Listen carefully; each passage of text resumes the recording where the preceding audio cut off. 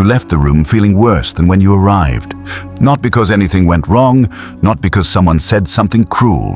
You laughed at the right moments. You answered the questions.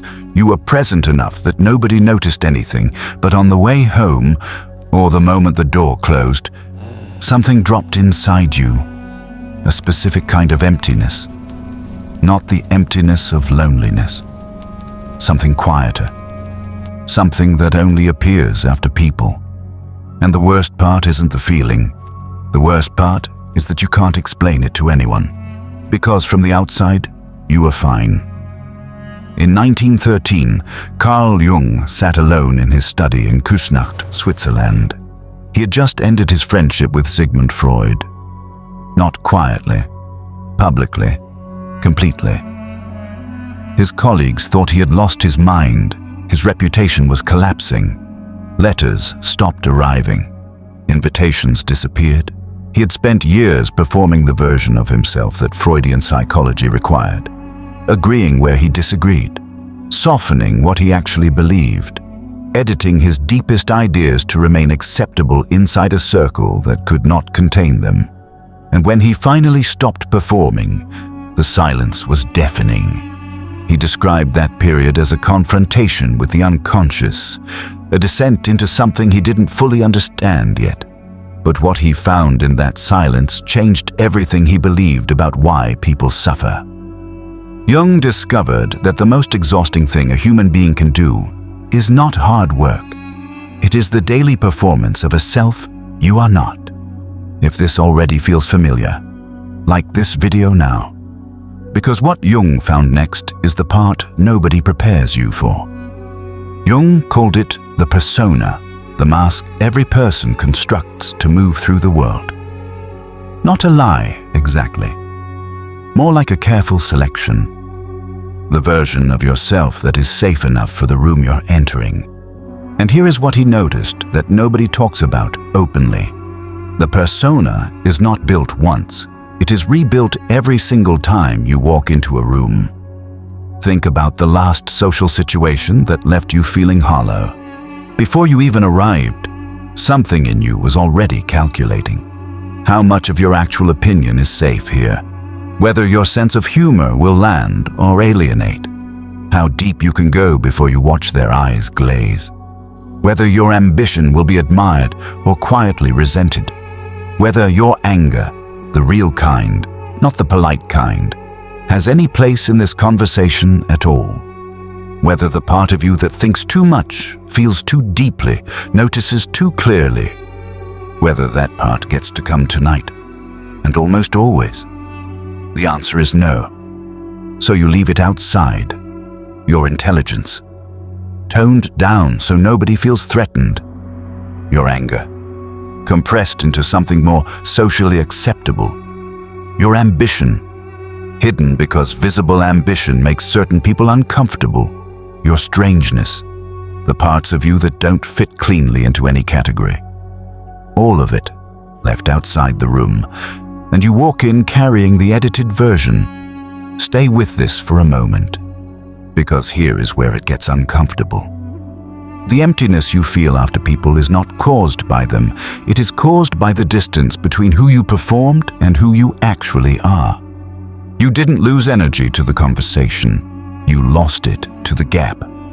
And this is why solitude feels different. When you are alone, there is no performance required. No calculation, no editing, no gap between who you are and who the room needs you to be. The energy drain doesn't come from people themselves. It begins the moment the performance starts, and it ends the moment you close the door.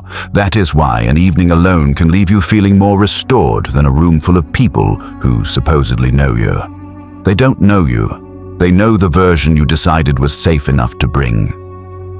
Carl Jung watched something predictable happen to people who discovered this. They blamed the people around them. They decided they were simply surrounded by the wrong ones. Too shallow, too ordinary, too unconscious.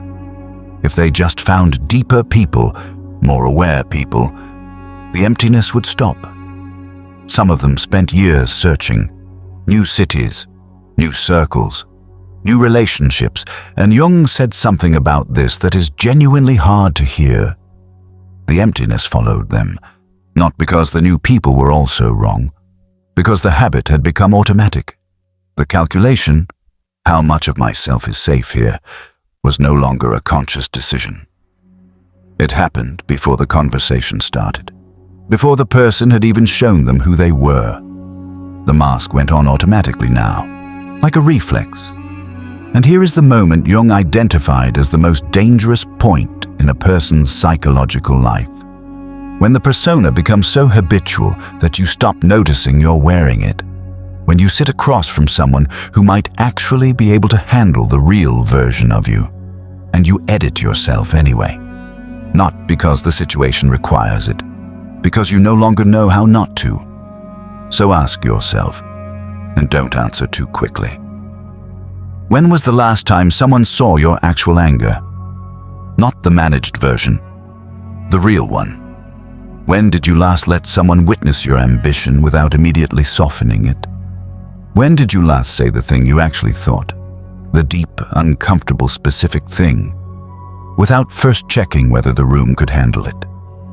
For most people who feel this emptiness, the honest answer is that they can't remember, and that is not a small thing. That is Jung's most uncomfortable observation, that the self which is never expressed does not disappear.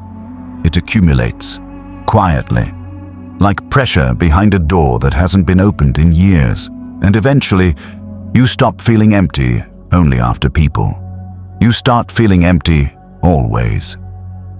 Jung called the work of closing this gap individuation, the slow, difficult process of bringing the real self back into contact with the world, not performing less, not withdrawing from people, but learning, one conversation at a time, to bring more of the actual thing into the room. He was honest about how long this takes, because the persona was built for a reason. At some point, probably early, you learned that the full version of yourself was too much, too intense for certain people, too honest for certain rooms, too deep for conversations that were never going to go there. So you built the edited version, and it worked. It kept you accepted, it kept you safe. But safety and aliveness are not the same thing. And the self that is never fully brought into a room begins to forget what it feels like to be known. Here is what Jung understood that most people never reach. The emptiness after people is not a sign that you need less connection. It is a sign that you have been connecting as the wrong version of yourself, and you cannot fill a self-shaped hole with persona-shaped interactions. No amount of social contact reaches the part of you that never entered the room. The math will never work. Jung never fully solved this in his own life.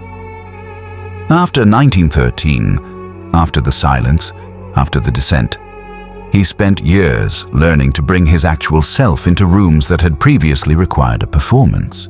It was not comfortable. Some rooms rejected him. Some relationships couldn't survive the real version. But something else happened too. The emptiness after people, the specific hollow feeling that follows performed connection, began to lift. Not because he found perfect people, because he stopped leaving himself outside. You will leave rooms feeling empty again. That hasn't changed yet. But now you know what that emptiness is measuring. Not the failure of the people around you, the distance between who you brought into the room and who you left outside it. That is the fragment. Drop one word in the comments, just one word for what you leave outside the room every time you walk in. Don't explain it, just name it.